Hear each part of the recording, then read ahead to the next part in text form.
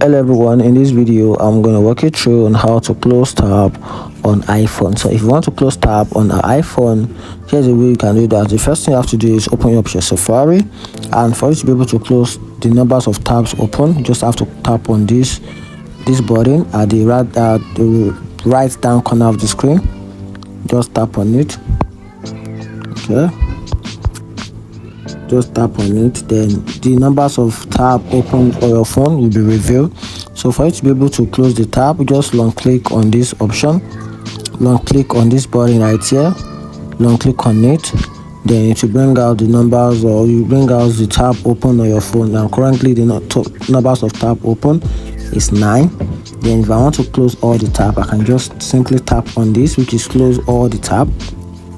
If I want to close the current tab I'm working on, I'll just tap on close this tab, and that's it. If you find this video helpful, turn on the notification button and follow for more.